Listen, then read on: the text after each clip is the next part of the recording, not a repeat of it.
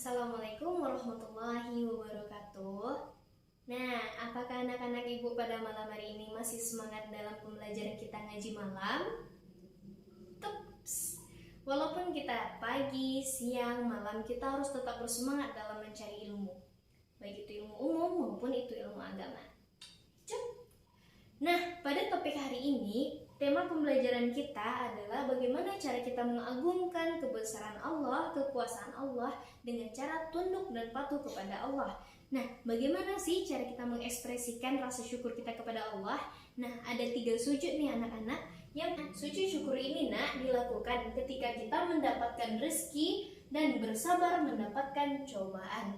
Nah, kalau misalnya kita sujud syukur itu bukan hanya sekedar ketika kita mendapatkan kebahagiaan, kita mendapatkan rezeki yang banyak, kita mendapatkan nilai yang tinggi, kita mendapatkan kekayaan yang super kaya, bukan.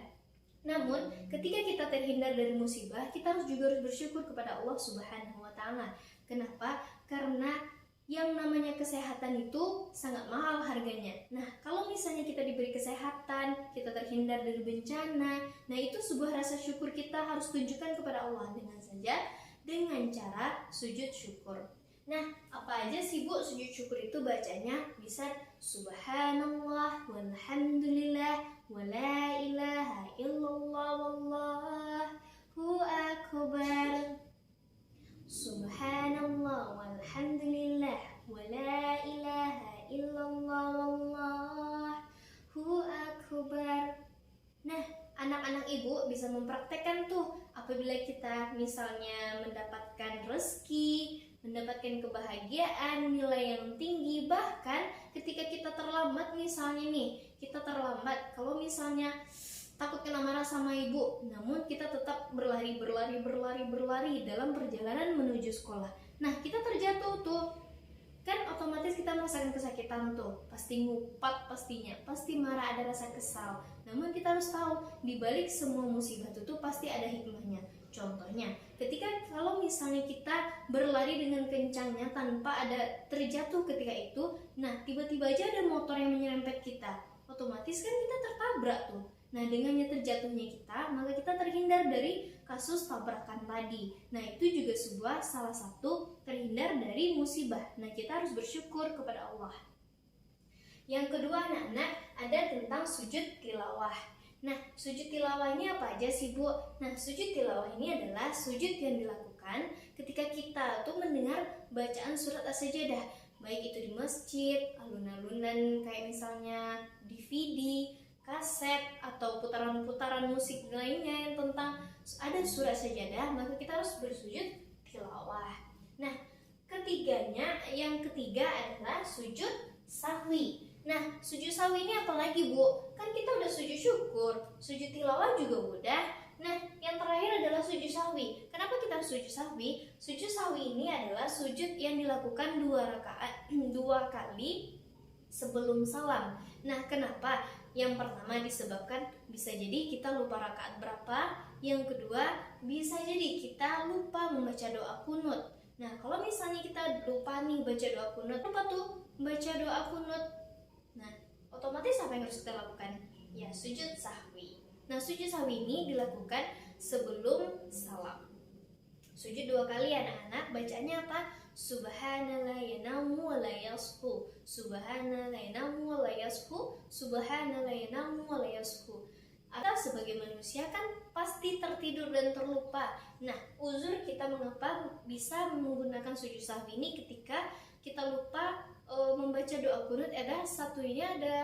Di antaranya adalah kita tuh terlupa bagaimana caranya kita aturannya membaca doa kunut, namun kita melupakan, tidak langsung aja sujud. Nah, ketika itu kita boleh melakukan sujud sahwi. Nah, apa aja sih Bu cara-cara dari sujud-sujud ini? Yang pertama, menghadap kiblat. Yang kedua, menutup aurat. Yang ketiga, kalau bisa kita tuh berwudu dalam keadaan suci. Nah, menurut anak-anak ibu, gimana nih kalau misalnya Bu, saya mendapatkan nilai yang tinggi Bu, namun itu dari hasil kerja keras saya sendiri, otomatis saya harus berterima kasih terhadap diri kita sendiri dong. Nah, itu tidak boleh, itu adalah rasa sifat dari tercela. Kenapa anak-anak?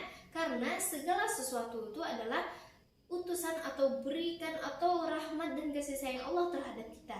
Bisa jadi nilai yang tinggi itu tuh yang pertama untuk meningkatkan semangat kita. Yang kedua, ada kalanya rasa Allah tuh menguji kita dengan cara tinggi, nilai tinggi. Kita tuh sombong nggak sih? Merasa menang sendiri nggak sih? Merasa hebat sendiri nggak sih? Nah, oleh karena itu, ketika kita mendapatkan nilai yang tinggi, kita harus selalu bersyukur kepada Allah. Buktikan bahwa sesungguhnya segala sesuatu itu adalah kuasa Allah. Kita hanya berikhtiar semampunya. Namun hasil itu ditentukan oleh Allah Subhanahu wa Ta'ala. Nah, anak-anak ibu, dari sekian banyaknya mengagungkan Allah dengan tunduk dan patuh kepada Allah, banyak banget tuh cara-caranya. Kan yang tadi ibu sebutin kan cuman macam-macam sujud tuh, ada 3. Ada sujud syukur, ada sujud tilawah, ada sujud sajadah. Nah, ada juga berbagai macam bentuk bagaimana cara kita itu mengagungkan kekuasaan Allah dengan cara patuh dan tunduk kepada Allah. Contohnya, kita melaksanakan kewajiban kita sebagai manusia serta sebagai hamba. Yang kedua, kita harus menjauhi larangan-larangan Allah Subhanahu wa Ta'ala. Mana yang tidak Allah sukai, maka anak-anak harus meninggalkannya. Mana yang Allah senangi, maka kita harus berlomba-lomba melakukannya. Ingat anak-anak, kalau misalnya kita dalam beribadah, itu diperlukan dengan keikhlasan. Memang untuk pertama-tamanya itu rasa paksaan terhadap melakukan ibadah itu memang besar. Namun perlahan-lahan seiringnya waktu kita akan merasakan terbiasa. Kemudian akan timbul rasa, oh gini nikmatnya beribadah kepada Allah Subhanahu wa Ta'ala. Jadi jangan pernah berputus asa terhadap rahmat Allah ya anak-anak semua. Nah, pada hari ini cukup sampai di sini pembelajaran kita, yaitu mengagungkan Allah dengan cara tunduk kepada Allah, 3 sujud tadi. Nah, ada juga berbagai macam cara atau bentuk bagaimana cara kita menunjukkan patuh kita kepada Allah Subhanahu wa Ta'ala. Namun lebih terpokokkan kepada yang 3 sujud ini. Semoga membawa manfaat untuk anak-anak semuanya. Ingat, segala sesuatu yang telah dipelajari maka itu wajib untuk diamalkan. Nah, anak-anak ibu semuanya, kalau misalnya terdapat dari ketiga alasan yang udah ibu sebutin tadi terjadi dalam kehidupan kita, maka kita harus menerapkan dari apa proses pembelajaran dan hasil pembelajaran kita pada saat hari ini. Nah, sekian dari ibu, terlebih dan terkurang mohon maaf. Assalamualaikum warahmatullahi wabarakatuh.